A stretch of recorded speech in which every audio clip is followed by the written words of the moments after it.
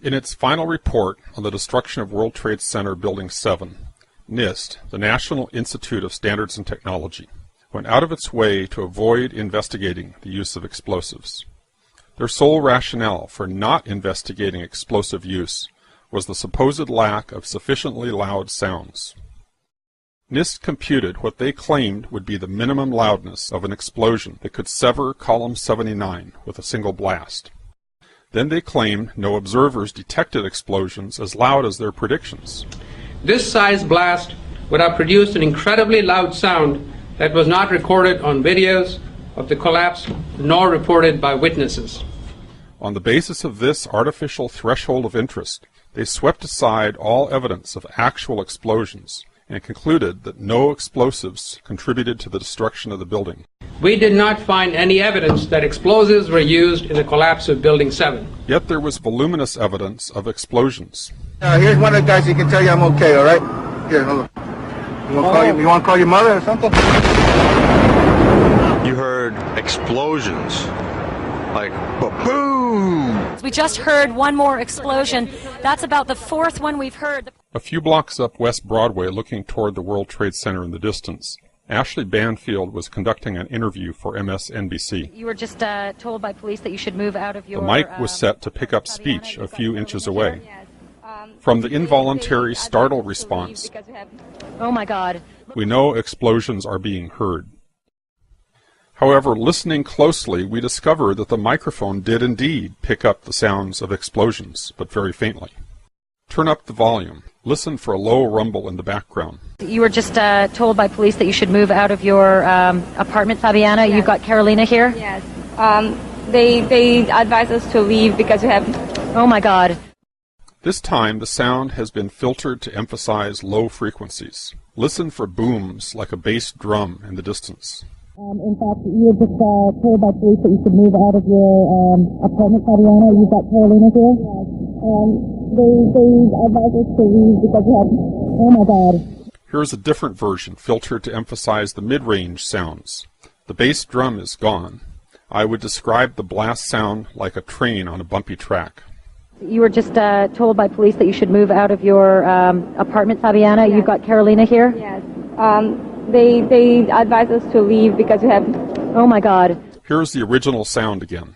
You were just told by police that you should move out of your apartment, Fabiana. Yes. You've got Carolina here? Yes. They advised us to leave because we have...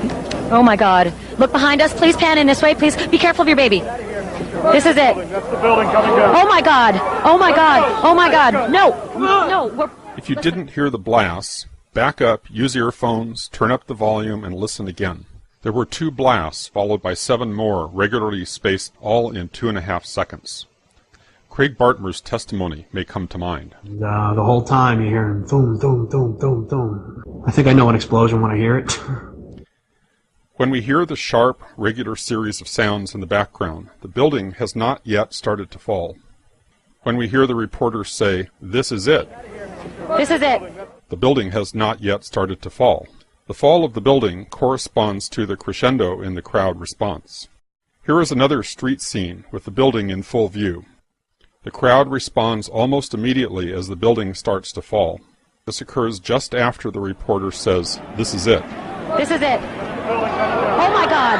Oh my God. Therefore, the blasts we heard occurred seconds before the building started to fall. When Ashley Banfield says, "This is it," it is because she has been previously told to expect Building 7 to come down. The brown building, the tall one, is number 7 World Trade Center. I've heard several reports from several different officers now that that is the building that is going to go down next.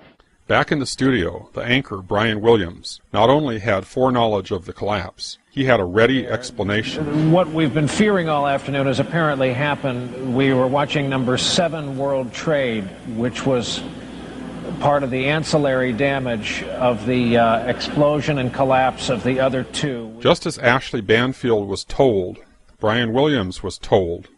There is indeed evidence that even the top fire officials were told.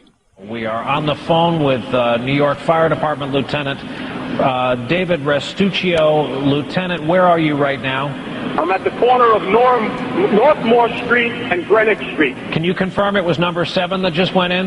Yes, sir. And you guys knew this was coming all day. We had heard reports that the building was unstable and that it eventually would either come down on its own or it would be taken down. Those in control of the story were planting the official narrative in our psyches in real time as events unfolded, using the press and even the fire and police departments as their unwitting agents. We are getting information now that one of the other buildings, Building 7 in the World Trade Center complex, is on fire and has either collapsed or is collapsing. And clearly those fires continue to burn at about 4:15 Eastern Daylight Time. Building number 7 was going to collapse. That appears to be what has happened now. One of those smaller buildings just fall to the ground. We had heard earlier that it was structurally unsafe. We're getting word from New York right now that another building has collapsed. I understand that this is a 47-story building. Information, of course, take a look at that right-hand side of the screen. It's going down right now. There it is. Yep. It went down right there. This is not from an explosion or an aircraft at this point. From our knowledge, the information that we have is that this is a building that probably was incredibly structurally damaged. NIST is being dishonest. That could have been an incredibly loud sound, and that sound was not picked up by any of the videos or witnesses that we have talked to. NIST was lying about no testimony of explosions. There was both testimony and recorded evidence of explosions. However, NIST discounted any evidence of explosions that did not exceed its artificially contrived threshold of interest. The minimum sound level of interest, as determined by NIST, was based on a blast of RDX, one of the loudest explosives available, large enough to break a major column outright with a single blast. They assumed no efforts at noise abatement, complete transmission of the sound to the outside air, no absorption or blockage of the sound along the path. And who knows if they assumed the use of an efficient cutter charge, or if they simply figured the effect of a bomb planted beside a column. They don't say. Their sole reason for doing this calculation was to create a pretext to sidestep any actual investigation of explosives. Why would NIST, or anyone else, choose to exclude from its investigation any evidence of any explosions related to the destruction of the building? No honest scientific inquiry would ever be conducted in this way. But then, as we have seen repeatedly, the NIST report was not an honest scientific inquiry.